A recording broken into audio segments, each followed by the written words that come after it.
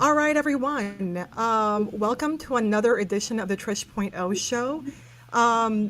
You know, I'm a firm believer that everything tends to happen for a reason, right? Like stuff happens, and then in hindsight, you kind of like look at it and you're like, oh, that's why it happened. So today's guest, who as you can see, Jen Taylor, she's on the line right now. I you know Jen originally, when we booked the show, we talked about doing a very specific topic that I, in my subconscious mind, changed on her and changed it to the topic of organization, of getting yourself organized. So, for those of you who are watching and you're kind of the uninitiated, welcome to the Trish.0 show. This is a show where we talk to all sorts of event professionals and we ask them all sorts of questions about their business. And I think today's guest, maybe I subconsciously changed her because maybe I kind of need that advice. I There don't you know. go. That's probably why. So Jen, welcome to the show. How are Thank you you? so much for having me. I'm so excited to be here. Absolutely. Well, thank you so much. Why don't obviously people have read the show description. They've seen kind of what you're about, but that doesn't do justice to who you are. So let everyone know, like, who is Jen Taylor Oh, and what does she geez. do? I know. I've been running an event company, Jen Taylor, I'm sorry, Tailored Events by Tailored Events Group, which was Tailored Events by Jen, for 15 going on 16 years. So I do have the event industry background, and then grew my team to 4 other planners, which was great. And then slowly went back down to just me and decided, you know what, I didn't want to grow the business. So at the same time, 15, 16 years in the industry, you're like, I can't do this forever. And I need to look at some other options, for me.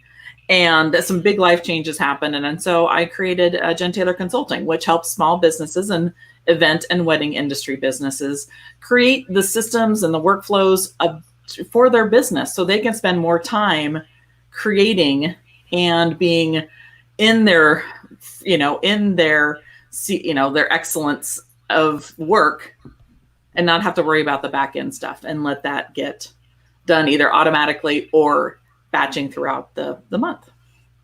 Yeah, I think you touch on a really, like, your backstory kind of touches on a really important point, I think, for a lot of event professionals. Because really, this particular show, we're kind of geared towards maybe someone who is either, kind of does events maybe as part of their business, or is, curious about getting involved in the events industry. So someone like on a more sort of like surface level, getting involved with events. But what I'm finding is that as I'm speaking to people who are deeper dived professionals, like, you've been in the industry for as many years as you have, and other people, who have been in the industry. You talked about like not wanting to do this forever. And I think that's really important, that sometimes people, like, they don't realize, that physically being an event planner is a physically stressful job. Like, it's an emotionally stressful job, but it's also physically stressful. So the concept that people will want to do this forever, not that attractive, for most people that might want to expand, evolve, do something else with their life, because they've done that and that was great for a while, but now they want to transition. And you were talking about sort of like all these different topics that you speak on. What was becoming a speaker? Sorry. Yep. Sorry. So was becoming a speaker like also part of the plan, or was that something that sort of like worked its way into It just worked its way in, just becoming an event planner I worked in corporate. I did material planning. I did all the other things in a corporate world. It was organized enough, all of that. And I'm like, what am I going to do? Things happened with that job. They get merged, and I'm like, I'm not going to be working in cellular forever either. And so this door opened and I took it. And speaking was just an option of, well, this is really fun. I get to go out and meet new people, talk about subjects I love. And then, go from there and see what happens. And see what happens, right? and Just that's adapt. yeah, that's pretty much where I've been the last, it's like, okay, let's try this. Let's do this. Let's go. Let's see. Yeah, let's absolutely see. But I think that part of the reason that you were able to make the transition quickly and well, is because you're so into systems. Yes. You're also, so for those of you that heard the intro, we're also going to be talking about, creating boundaries with your clients, and but I think that all kind of one feeds the other. Like systems helps you create those boundaries with your clients. Yep. It helps you with work-life balance. Like Yep. a good foundation Yes. will, infinitely help you in business. Yes. Yes. And so did you find like when did that click? Did you find like there was one definitive moment, or was it sort of like a series of things that you had noticed over years, and you're like, damn it, these people need some help? Yeah. It's been a long time. I've known, personally, I'm an ISTJ.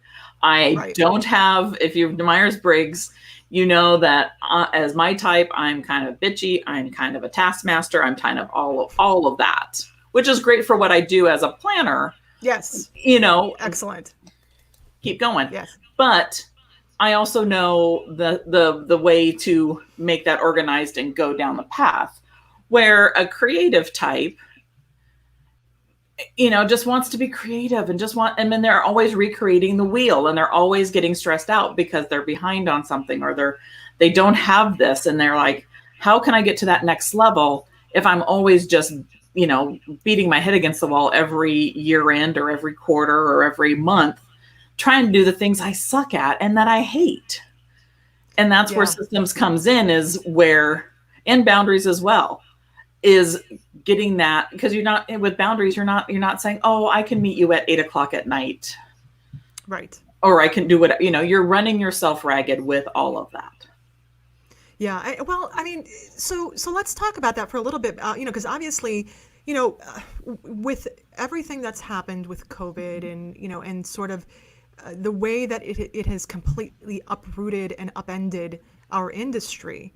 Most of us would like to think that we're, fortune tellers and readers of the crystal ball, but the fact of the matter is we don't really know. We can guesstimate what this is going to look like on the other end, when we're all reopening and doing what we're doing. But people's reaction, like you can never 100% count on the way people are going to respond to things.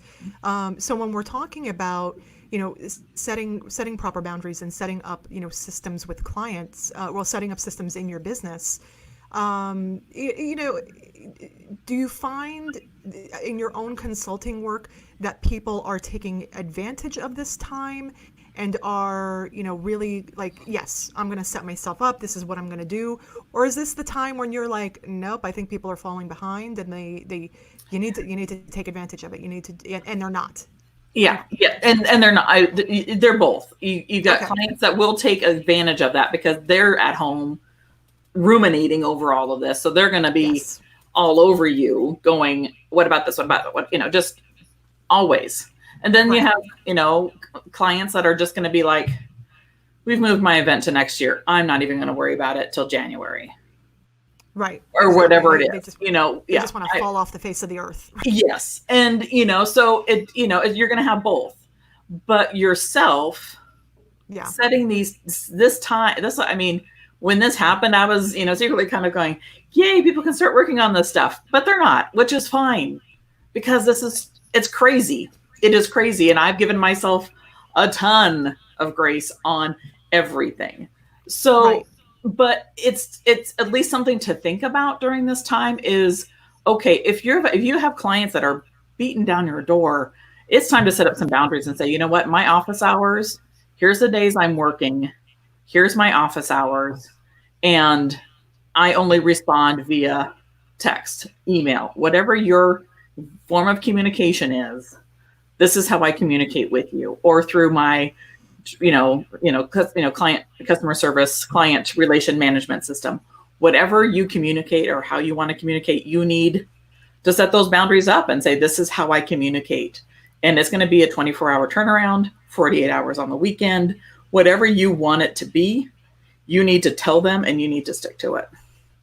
Yeah, well, that's the important part, right? It's like I think that people, establish things early on, but then then the creative side kicks in, and you make friends with people, and they call you at 10 o'clock at night, and you can't ignore them because they're your friend now, and so it starts becoming the lines start to blur, It does. especially Yes. now, nowadays, everything's blurred.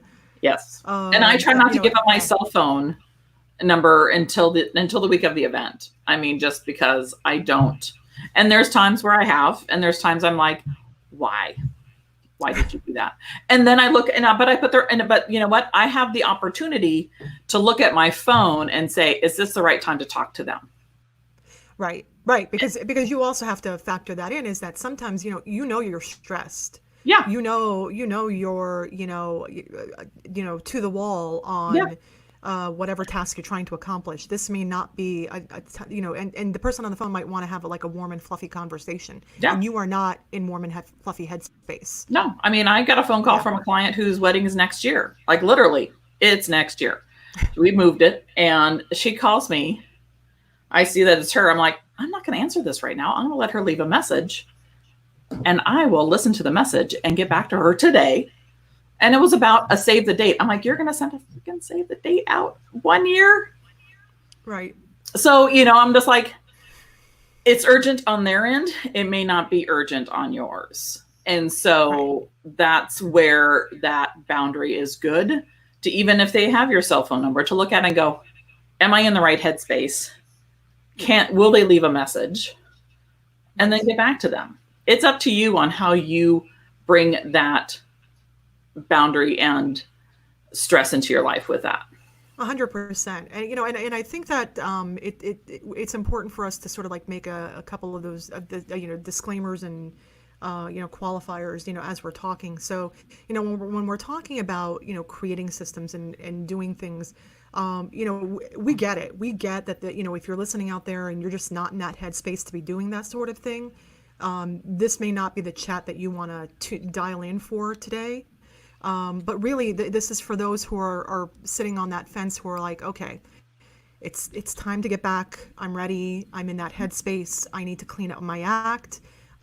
Business was super hectic before, and I need to get this process done. I need to do something. So, so definitely, we're talking to that particular person today. Yeah. And when we're, and we're talking then about creating systems and creating clients' boundaries, do you find that, and I have my own, views on this, so I'll let you answer first, before I go into my Yay.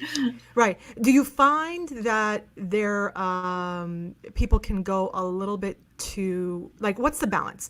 Like, where is the balancing point between creating a system that organizes your business, that establishes clear lines of communication with your clients, so it establishes boundaries, but is warm and is friendly and is very much part of your brand and your business, versus towing over to that distanced feeling. Like you don't want that client to feel cold, like a number.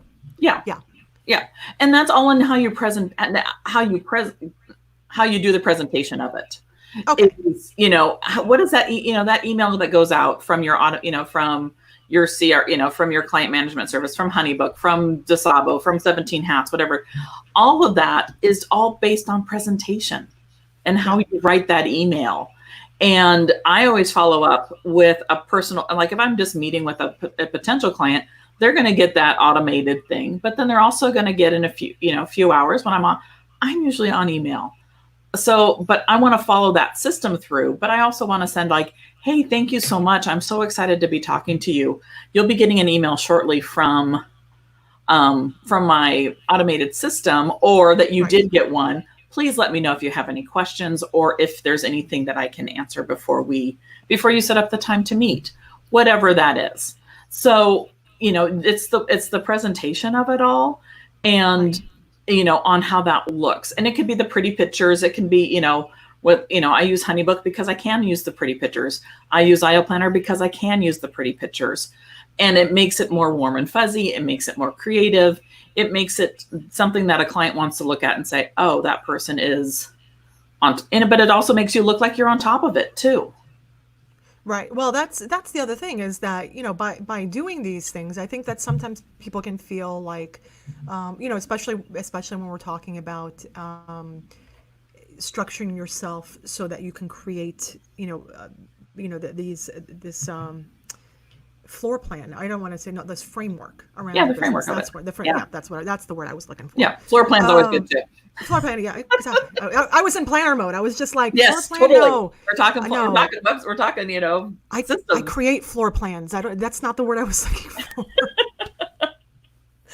But we're talking about putting the framework around your business. Do you find that when you're working with B2B clients, because that's essentially that's what you work with. Yeah. That you get a lot of pushback from people who are like, I don't want to be boxed in. I don't want to be labeled. I don't want to. Well, then I want to be free and creative. And then you find a way to let them be that way. Okay. But they're gonna. It's hard because then you're going to have you're going to have an email box that shows here's all my, templated emails that you can send out. I would have you do a different way. It wouldn't be a system per se, but you're going to have to be more on top of it. And if you're not, then you're just going to be back where you've started. And so, right. If they go that route, hell, let them. And give them the tools to do it, but then also say, you're going to have to be more on top of it with this than you would be, with a system that would do most of that work for you. Well, and let's, so that's a kind of an interesting, rabbit hole to kind of go down in terms of, doing customized methods of communication, and different things for people. So, it's like when you're working with someone and you're developing, that, how, I don't, yeah, exactly. I don't want you to give away, all the secrets here, but when you're talking with someone, do you have a system that you work them through, or is it something like you work with them and then you customize the system around? You sit down. I sit down with them and talk about how they want. How they want to work. Because everybody's different. And some people might already have a 17 ounce or a DeSabo or HoneyBook, or they may have something. So what is that? So how can we make this work for you? Is there another system that works, with that? Like I use HoneyBook and IO Planner. Okay. I've tried DeSabo. It just, for me, it was just, it's just like, I already have this. I like this. Then, what's that look like for that person? There's tons of things, how do you do, there's so many systems to think about, but it's really going, how do you work? You want to figure out your workflow first. So how do you do your work? Yeah. How do you do the hardest thing? Yes. And so you walk through, like, how do you do financials? How do you do your operations? How do you do customer service? How do you do HR? All those things. And then you say, okay, what are the systems? Once you figure out your workflow, what systems will work best, or what do you have to then put that in there? And then once you have that in place, then becomes your processes and your procedures that become the Bible of your business. Yeah. And I bet that you see a lot, just a lot of really great success stories as a result of that. Yes. I would imagine that at a certain point in time, it almost becomes some sort of variation of that TV show Hoarders. Yeah. Yes, very much so. Where you walk into somebody's office and it's like, if you've ever seen, I've actually worked for people like this, if you walked into an accountant's office and you see, and it's all boxes of paperwork, from 30 years ago. And I had a great uncle like that. And he ran a family business, and I went into his office for the one and only time. And I'm like, oh, I got to turn around and leave. Did it make your skin itch? I would imagine, like, for you, it would make your skin itch. I go to Macy's and it makes my skin. I'm like, this is too many things too close together to, but yes. And none of it makes sense. Like, no, really, none of it makes sense. No, and you're just like, what is going on? So yes, and so and I'm not going to come in and I'm not an organizer per se, but I'm going to come in and organize your thoughts and how your thought process for your clients works. How do you onboard? How do you offboard? What do you do with the client experience from the beginning to the end? What do you do do you just hand everything off to the accountant at the end of the year? Or do you have somebody that does it monthly? And so then when you pass it on to the tax person, it's already done and it's super easy to do. Or do you hand them, I have a friend that says, here's my box. And I'm like, holy shit. I can't, no, I mean, but and then think about what you can, what you can give to somebody else, somebody else to outsource. Right. This is what you can do. Well, I hate doing books. That's the first thing I'm like, somebody do my books. I don't care. Just tell me at the end of the month what goes on. What do I need to do? And I move forward. Exactly. Like, outsource where you can. Yes. And actually, Terry Walters, she was a previous guest on our show, and she's watching today. She wanted to know, how do you do something and help clients progress without giving them the keys to your kingdom, where they don't need you? So how are you a producer versus a consultant? Like, it's first with that part, you just sit down with them and say, what do you need? Yeah. And then do they need the keys? It's going to cost you. That's true. Yeah, I mean, they can have the keys. I can give them the keys. I mean, I can sit down and go through the whole thing and give them the keys. Right. But if they want to do it themselves, then there's options that you can give to them. Right. That will let them drive the car. Is there a workbook? Is there, something that can give them to say, here's a book, here's a group, here's here's a small consulting. I do small consulting, for clients like that. But if they want the keys, then it's a big job. It's a lot of interview. If you have a company, it's a lot of interviewing to find out how people do their business.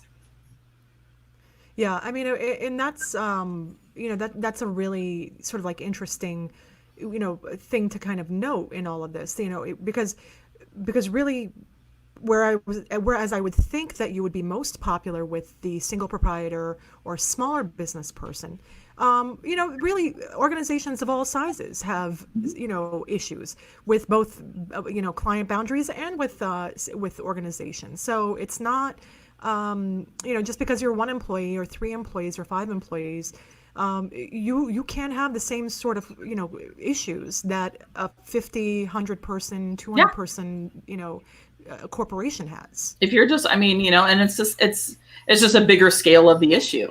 If you're running around, if you're the owner and you're micromanaging your business, then you need somebody to come in and kind of figure out, I'm not gonna say I'm an HR consultant, but it's something to figure out, like, you need to step away, or you need to put boundaries on yourself, and you need to give your employees a little bit. You've hired them for a reason. Let them do their job.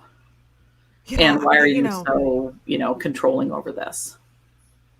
Well, right. I mean, because that's it, right? It's by our definitions, when you're an entrepreneur, you do find that you need the control. You want the control. You like the control. It's part of your thing. Depending on your personality type. Depending on your personality. I had 4 other planners that worked for me, and I'm just like, hey, you guys are they were smart cookies. Right. They were great. And I'm like, hey, I'm giving you the name. I'm giving you the processes around how I plan weddings. You now go do it. Right. And I let them, exactly. I'm like, I'm giving you, if you screw up, guess what? It's on the name, but I will be here fully backing you and letting you, do what you do best. Well, that's it. I mean, and obviously you wouldn't have hired them if you didn't feel confident Yeah. in their level of competency. Yeah. And so that's an important thing too. Is I think that sometimes uh, you know I've said before that as an event planner, I feel that a huge percentage of our job is to play therapist Mm-hmm. in some way, shape, or form. So, are you finding when you're working with clients, in any sort of capacity, that you're kind of, asking them about their childhood and who hurt them? And, No, but I do ask them about, like you kind of figure out like, okay, do you know your Myers-Briggs type? Because then I'm going to know how I can work with you the best, and what are the things that you don't do well at? What are the things that you need to outsource? And what are the things that you just want to focus on? I mean, it's really sitting down like, yeah, why are you here? right, Why why did you start your business, and what got you to this point? And why right. did you Start with call why. and why did you call me? Because you feel like you're you're just on a hamster wheel. And I mean, believe me, I've been on that hamster wheel. I, did all those meetings late nights, and I did all of that, and it almost ruined my health. I mean, you're technically not even just physically, it's like for my personality and my type, even though I'm great at planning events, I got all the emotion and I just stuffed it in my body and Right. never let it out. Right. So, everything was shutting down, all of that. So I don't want that for everybody else. I want them to come in and say, I want to do this, and I want to be a great planner. And you need to have the things to do that, the tools. Yeah. And this is one of them. Yeah, right, exactly. And it's not, and you don't need just like necessarily one tool. Like you need a toolkit. Yes. You know, Like how's that, how's the going out, getting out and not looking at events? That's where boundaries comes in. That's where expectations come in, and letting your clients do some work. I mean, I was called the taskmaster by a friend of mine who was in the event industry. She's like, you're just, she goes, if I find somebody that needs you, I just say, oh, well, you got to call Jen because she's the taskmaster. I'm like, that's a really great way of putting me out there. It's like, thanks. I'm a big meanie, I'm like, no, I'm not. No, you're just, you're just I just want you to do highly your effective job. event planner. Belichick, just do your job. That's what I need you to do. I'll do my Right. job. You do your job. Right, exactly. Well, I mean, and right, and there's, and certainly, I was talking yesterday with another event planner. She was, she actually kind of pivoted from event planning, which she still does, but offers health coaching. Yeah, I saw that. Yeah. Yeah. So Randy, and so we were talking about how, as event planners, we all are incredibly similar people. That we all have our personality variants, but it really fundamentally we're all we are taskmasters. Like I'm okay with that. Yeah. I know, but it's not exactly a nice thing to say about someone. Yes. But but at the end of the day, we've got to do what we've got to do to keep the clock running. That's right. For sure. And so that can create a situation where you're either developing wonderful friendships out there, or you're creating quite the opposite. Yeah. Oh yeah. Bitter rivalries, or what, Yeah. however No. it is. And I love everybody that I work with, and and they're they're the people you want to keep on your side, because Yeah. they're the ones that are going to refer you for the rest of your life, the rest of your time in doing this. When I left, I said I was leaving the industry altogether. I'm like, I'm not planning anything. I am done. I am out. And so I went to a WIPA meeting. They just launched here in Seattle, and I went to the first meeting. Somebody's like, I am so glad you're back. And I'm like, who said I was back? Right. It's like, wait a minute, people. But anyway, I'm like, I'm glad I'm here too, but Right. I don't Sure. know if I'm quite back as much as you think I am. But anyway, yes. You're like, It's I just heard building that there were relationship with mimosas. everybody. You're like, I just heard there were mimosas at this meeting. Yeah, So I don't know. I'm just here for the food and the drink. Thanks. Right. Right, exactly. Well, I mean, so then talking about the client, like the relationships and everything, that we're talking about today, and pulling it through in terms of developing vendor relationships. Do you find that the same people have the same difficulty when dealing with clients, from a relationship perspective, that it's the same difficulty and challenges they have in vendor relationships as well? Or do you find that people are, like they flip the script, like that they don't necessarily put those two things together? I don't think most people put those two things together. I think, Okay. and then, but you kind of need to, like, we had a great system where, we had our clients, and we had a system of sending out gifts depending on where they were in, what package they chose, whatever it was. And so, but we had the same thing it wasn't on the scale of like different packages, but we had a client, we had one for our vendors and our professionals, and the professionals ones, we had it was over, like you look at it and I'm like, oh. So we broke it out into quarters and said, okay, this quarter, we're going to reach out to these 20 vendors and these 20 vendors and these 20 vendors and these 20 vendors, and send them a nice note, let them know we're thinking of them, maybe at a show, give them, a little show, care package, whatever it was, you still want to show appreciation towards them. Right. And that was, and you're building that relationship, I want to be there for them, and, and saying, hey, what can I help you with? It's just sitting around, you're sitting around before the networking event going, what's going on in your business? What's this? What's that? How's things going? And you just learn about their business and you learn about them. And I think I've got a florist who's like, well, didn't you know this and this and this about your client? I'm like, no, because they're my client. Right. I want to know what I need to know for my client. Right. But it's not going to be that relationship that I have with that event professional, wedding event, whatever. I have a different relationship with them because that's an ongoing relationship. Right. At least on the wedding side, that's an ongoing relationship. Right. With my wedding client, not necessarily. I may get referrals from different, but I'm not going to be, there's very few of my clients that I'm, what I call BFFs with, because it's not who I am. I don't need to be friends with everybody. And that's where I think where everybody wants to be friends with everybody. No, that's an important distinction to make, is that, we're talking about, people sort of, the blurred lines. Yeah. And it's hard. But I don't blur lines until like literally towards the end, because it's just not, I don't need them to know that I'm bitching about them or I'm having a difficult time with them. Right. Then that they can see that.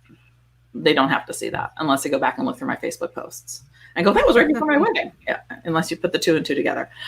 But, I want to have a relationship with them, but I don't need to be best friends with them.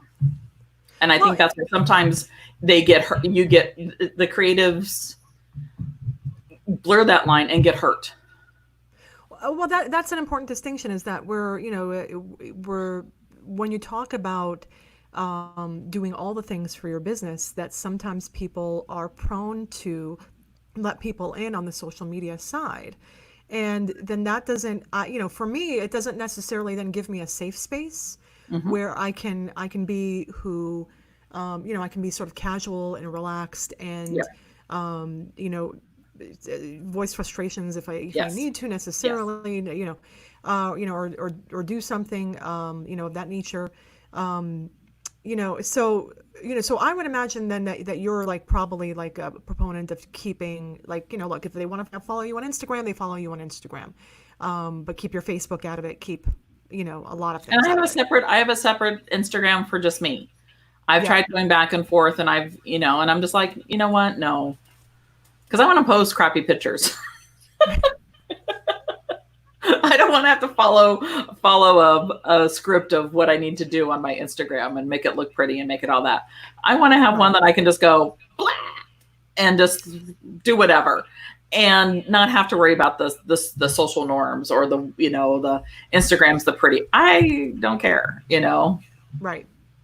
So Right. Exactly. You need your own sort of like safe space yeah, online. yeah. And then Facebook is totally that way. I mean, as I said, there's very few. I have one client right now. She was a friend before I'm doing her wedding, so I have to be careful. And I'm friends with. I mean, like I was one of her best friend was one of my clients and connected the two of us together to do her wedding. So I really have to be, minding your P's and Q's. Oh.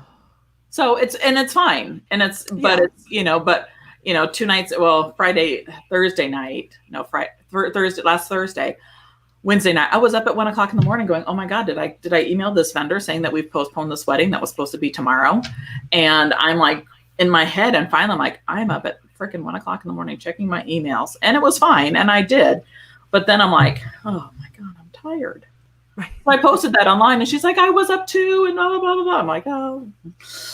You're like, oh, great. Cat's out of the bag on that one. So, yeah. And so, you're just fine. like, I know how to do my job, but there's times where you just like, did I really do this? Or did I dream that So in this pandemic, you're just like, did I write that email or did I just think about it?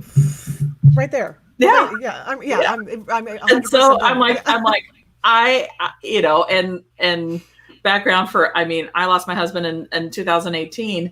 And so I was just like, I've been in this like mode for almost 2 years now where I was just like, I was just coming out and now I'm back into the whole, but you're just like, oh, I don't have a ton of weddings. So I was like, I just have this one wedding. That's it. Right. Why can't I figure it out? But just like, what, just, you're fine. You did your job. You can go back to sleep now. Right, you're good to go.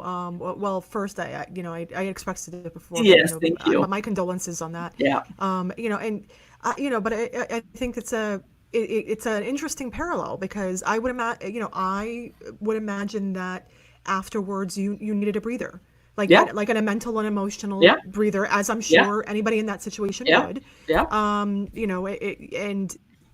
What I keep hearing from a lot of industry professionals, all sorts of professionals, not just industry professionals, but is that they're going through like a mourning process. They are. This what we're going through right now. It's not going to be the same.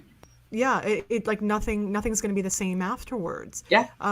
So do you find now that you're kind of looking at it from sort of maybe the outside in, where you're just like, oh.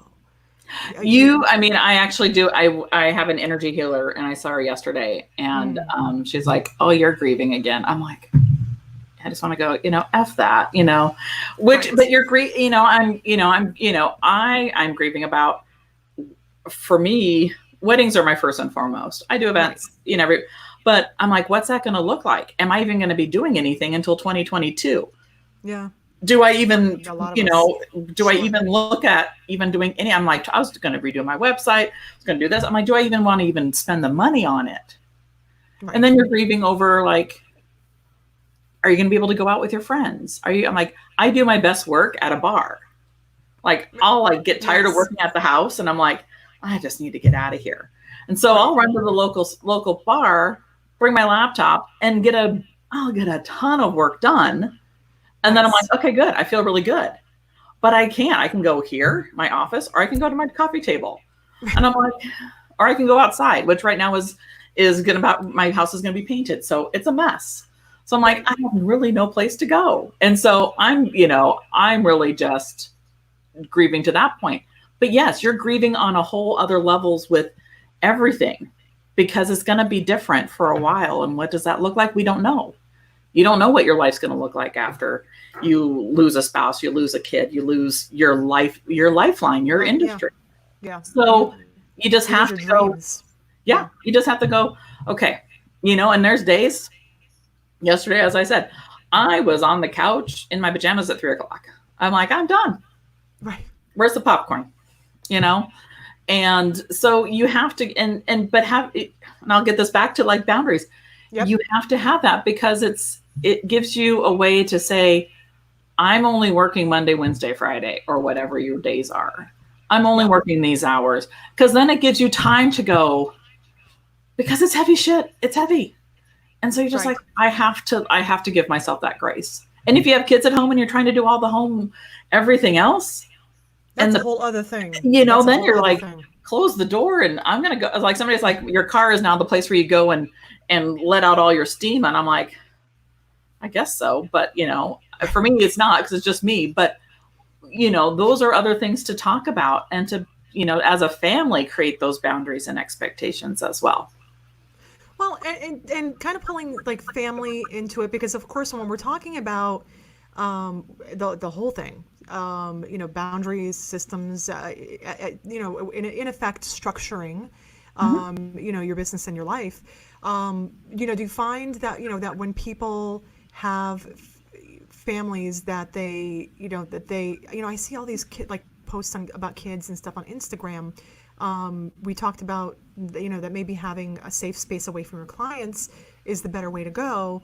How do you approach that with people where people are posting kids in the park and, it's all about kids, but they're posting that on their business page? Yeah, it's up to them.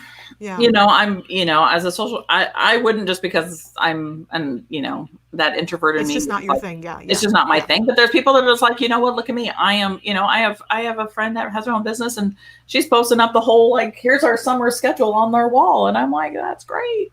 And she might be helping somebody else, which is fabulous. So it does take it's going to be a community of all of this. And so what does that look like? And if you want to post the kids going out and doing all the different things, and everybody's in a different state. Everybody's in a different, even their government's in a different area of where they're at. Like the parks just opened here 2 weeks ago. Oh, we might be able to go to a restaurant the 1st of June, or maybe the 2nd. So, you can go drive by and pick up stuff and do all that. But, sure. But not non-essential driving is still you're still stuck.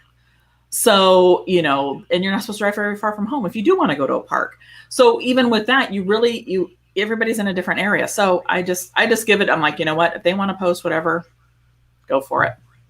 Just give them the grace to. You just give everybody, the judging and all of that's going on right now is terrible, because everybody's in a different spot in their grieving, in their life, in their space, and let them do themselves. Yeah, exactly. And, and certainly, everyone just has their own particular, methodology of kind of moving forward, and, and none, it's all right. It's all coping mechanism, and, there's no right answer. Yeah.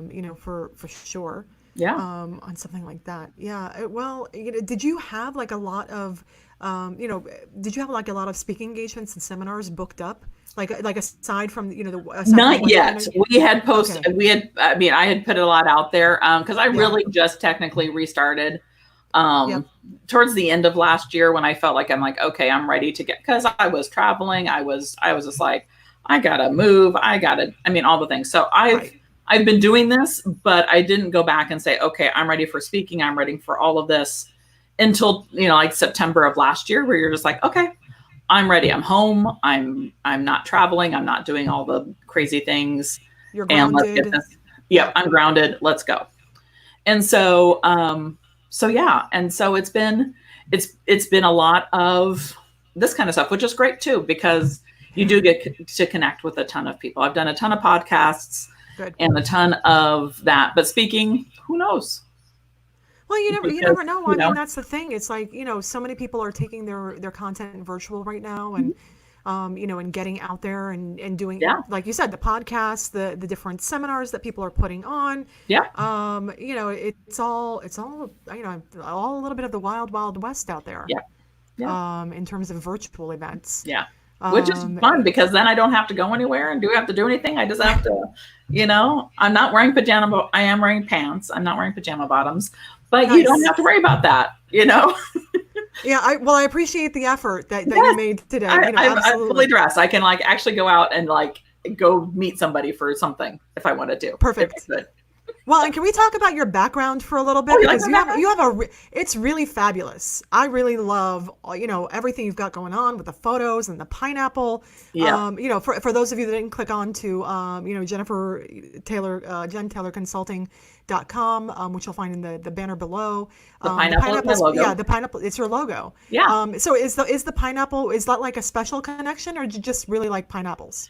I'm a huge Maui girl. I've been going for many, many, many years. The pictures of the islands behind me.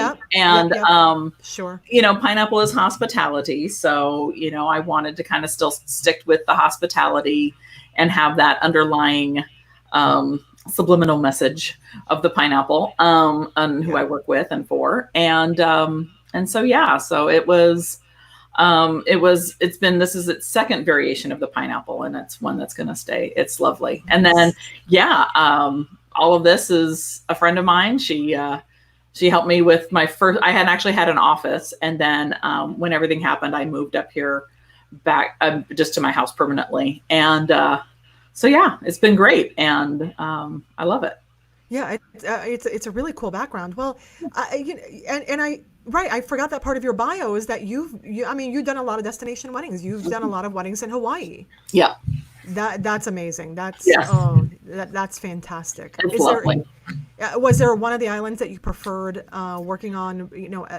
I know Maui. I know Maui the best because I've been going there for 15 years. Nice. And it was one of those things where I'm like, I've been going and going, and then I'm like, why don't I do weddings here? And then connected with some people and some friends, and now, I think my last one was 2018. So I'm hoping to get back there more. As I said, 2022, I think is going to be the year. So exactly. We'll see. It'll be fantastic. So I am actually, my normal trip was canceled. So I'm going, hopefully in September, and then again at the end of the year with my sister and her family. So nice. Yeah. Nice. That's really one of those destinations. What I had shared with you prior, but for those of you who don't know, I have never been out to, I've never been out to Hawaii. So that's always eluded me. I've never been out to like Portland or Seattle, or any of those particular cities. And not for a lack of wanting to go, it just hasn't happened. So do you find, aside from like resources, I would imagine that if you're doing weddings on the island of Hawaii, where there are limited resources, they have resources, but they are much more limited resources than we have mainland. And something, do you find that when things go wrong, people are just, because things go wrong, they just do. Yeah. Are people more like flexible and easygoing about the whole thing, or? Yes. You're also planning for that. That's where it goes back to the boundaries and the expectations of you're getting married on an island, and let's look and see what you have. And how much you want to spend. It's not necessarily that they don't have it. It's how much do you want to spend on it, because it is getting product to the most remote area of the world. And that is pricey. So what does that look like? And even though there's flowers on the island and they're probably grown here, they're still expensive. I have a florist, and she's like, her wholesale cost there was her retail cost here. Wow. And so then she had to go buy, she couldn't just go rent vases. So she had to go, so then they have to go, so if you're going there, you really have to be aware of what you're bringing with you as a professional, but they have everything there. It's just a matter of who you need to connect with. And that's what I've been doing the last, I don't know, maybe 7 years, is building my relationships with the wedding professionals there. So when it's, when I'm changing in a venue, week of, then I have those people I can reach out to. Yeah, it's all about establishing those relationships. That's for sure. Yeah. And making sure you've got your ish together before you get there. Yes, and you do. Because you don't want to be. Yeah. And your clients know. Luckily, the last wedding I did there was for a dear friend, and because there was a lot of issues coming into it. Just before she even got there, I was just like, oh my God. And so, but it was beautiful. It turned out great, and she loved it. And so, you just have to you kind of have to go with the flow, and your clients kind of have to go with the flow too, because sometimes things happen. Right, because sometimes things happen. And it can happen here too. It doesn't matter. It's the Well, same. that's what it is. Yeah, it can happen here too. Same things that happen here that can happen over there. Yeah, exactly. It's just things will happen. It's just a matter of like how are the people that you've hired going to recover? Yeah. Have you hired people who have seen a fair bit of things happen either to themselves or adjacent. Yeah. Because it doesn't necessarily have to happen for you to learn a lesson. That's for sure. Yeah. And then kind of move forward. Yeah. But it's all a really amazing time right now. It is. I think for anybody who does want to sort of move forward and is thinking about like the future of events and how that plays into how life is going to be. Yeah. Coming up. Yeah. It's all just like a really interesting time period. I mean, so when you're kind of looking forward then in terms of in terms of organization, in terms of everything that you do organizationally, yeah. Do you predict like a huge shift in the way that you personally operate, or is it by your nature what you do like sort of a virtually based thing anyway? This part of my business is a lot of it's virtually anyway. Okay, sure. So we don't have to meet in person. I mean, unless they want to, and they're here in this greater Seattle area. Sure. But but for events, and for me, particular weddings, it's gonna be different. And so, what does that look like?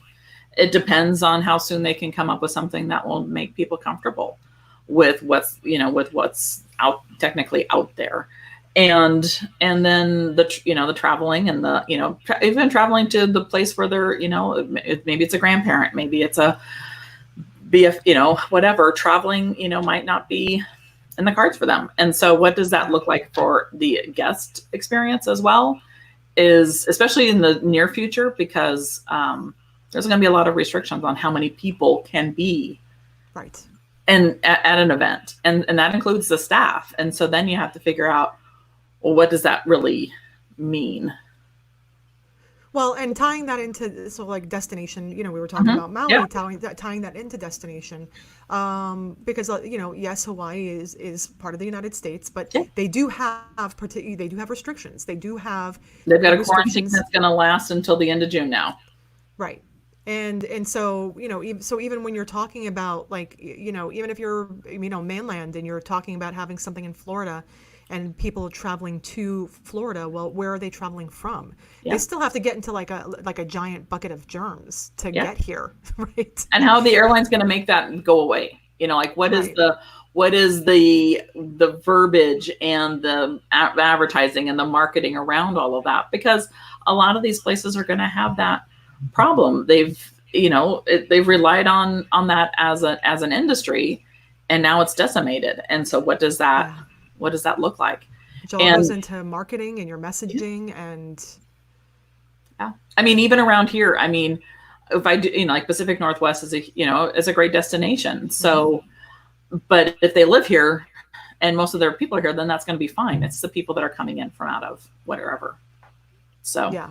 Exactly. It's going to be an interesting time. It's going to be interesting. And I look forward to see when it happens. And I hope it's going to be sooner. And I hope amongst hope that, it is going to come back quick and be lovely and everybody gets to go out and do events. And I hope that happens. Yeah, it will. I think people are pretty resilient, and we as event professionals tend to be more resilient than most. Yes. Uh-oh. It may not come back the same way, but it'll come back. Yes. There we go. I think that we momentarily lost connection. That's okay. I did. It's all right. That's all right. That was my glitchy thing. It was my little bit of a glitchy. Listen, if something doesn't go a little bit ratchet and it is a lot of fun, it's not the show, and that's it. We had our moment. That's right. Well, Jen, it's been a really it's been a real pleasure speaking to you. Now we It was are at the nice talking to you. 54-minute. Thank you so much. We're at the 54-minute mark, so I want to be respectful of your time, Okay. and of course everybody who's out there. So I wanted to wrap up the interview today with my final question. Okay. Super easy though. It's a lot of fun. Okay. So here it is. When we all open up and you can go wherever you want to go and eat whatever you want to eat. Where are you going and what are you eating?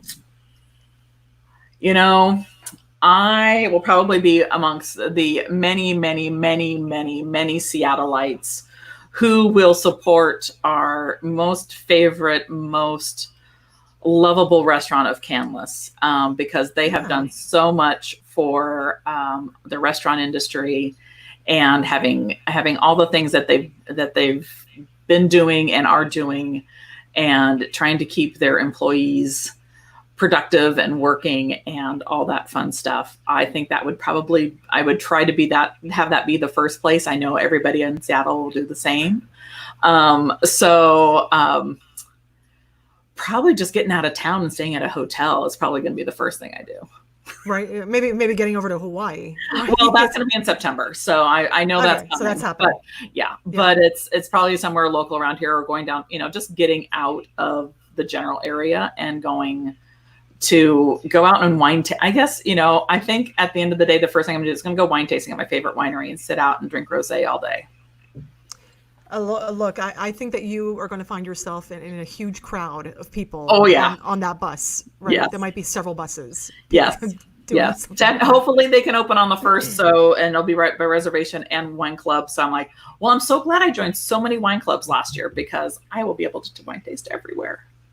Good. And it will be everywhere. It will be everywhere. It's not because I will need to get out and go everywhere. Yeah. So exactly. Yes. All right, Jen. Well, thank you so much. That sounds like a fantastic plan to me. What's yours? What's yours? Well, for me, my thinking is that I'm going to do something seafood related. At first I was talking about sushi because it's the one food I can't successfully replicate at home. But I don't know now if it's going to be sushi or like a lobster bake or a clam bake, or it's going to be something with a lot of fish. It's going to be on the water. Yeah. And it's going to be breeze in my hair, and just lovely and summery. Even if it's November, I will sit outside. And there you go, bundled up with my hat. Right. But I'll be eating that corn on the cob with a lobster. That's right. Be summer in my mind. Yes, exactly. Well, it was nice meeting you. Thank you so much for letting me be a part absolutely, of this. absolutely enjoyed it tremendously. Thank you so much. And of course, if you're watching right now and you'd like to reach out to Jen and gain additional information as to how she can help you with your business, it's jentaylorconsulting.com. And make sure you reach out, before you have to go back to work. That's right. Before it's too late. Get some stuff done. Get some stuff. Thank you. Go get some stuff done. Go get some All right. stuff. Thank you. Thank you so much. Have a wonderful afternoon. Bye-bye.